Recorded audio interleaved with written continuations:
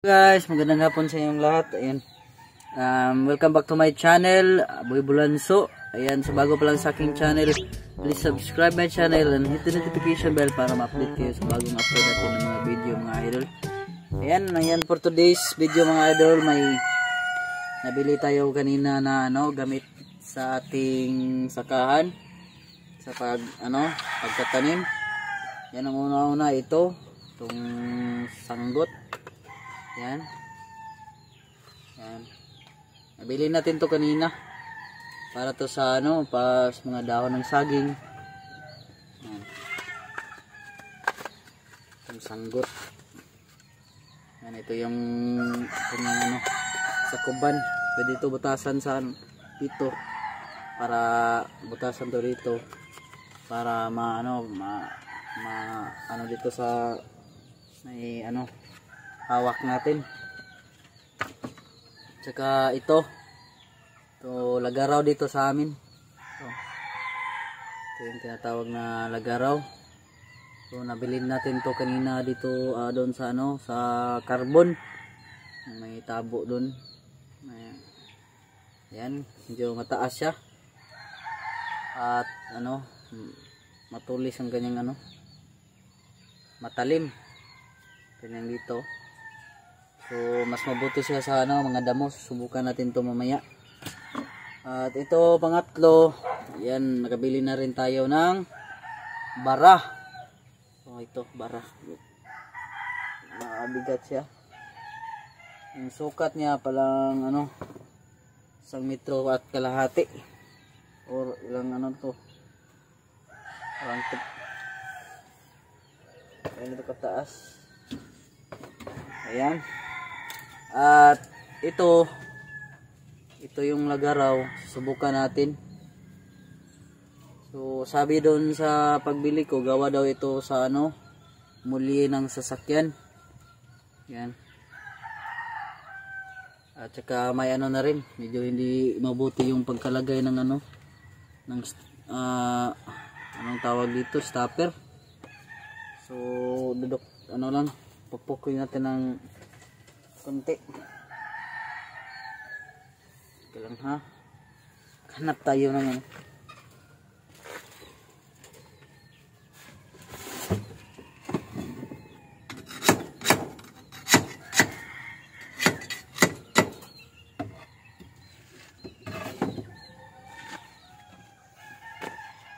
ayan. So okay na. Okay na yung niya. Susubukan lang natin doon sa itaas. Tingnan natin kung pwede na pang linis ng mga damo dito. So ayan. Lilinisin natin to. Tingnan natin to kung matalim. Yan. Yan.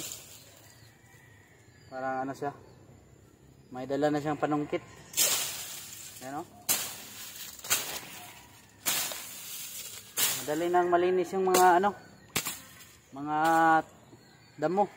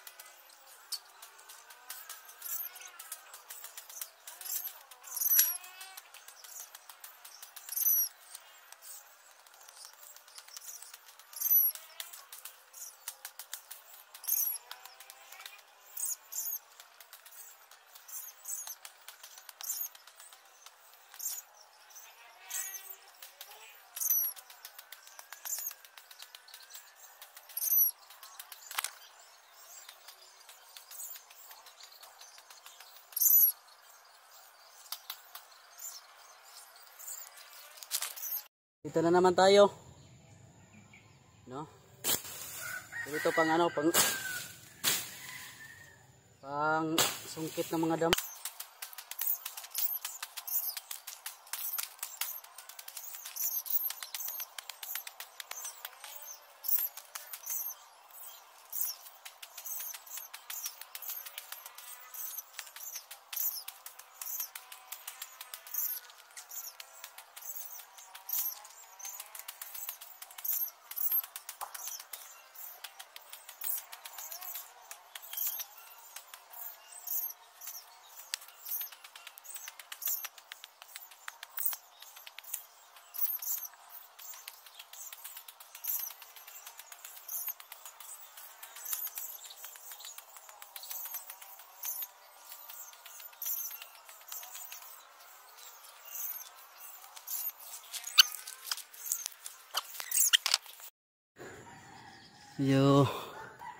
Naano na natin yung mga matataas na damo.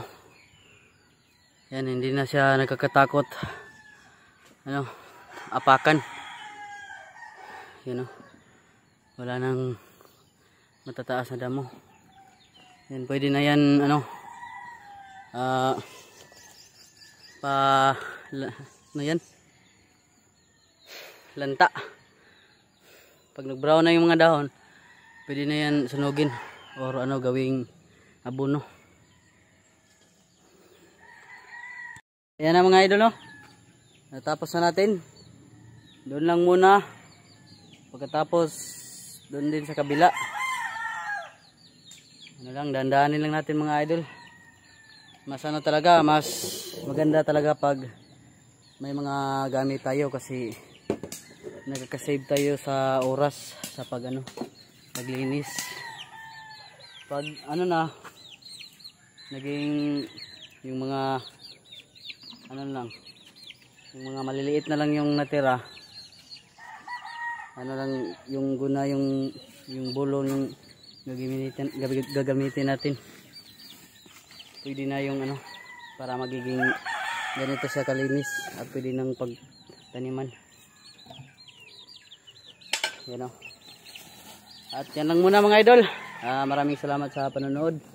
Ito na naman yung ating lilinisin sa sunod nating ano, sunod nating vlog. Yan mga idol, pahinga muna tayo. Maraming salamat sa pagsubaybay, and please share and subscribe po. Ayan, God bless.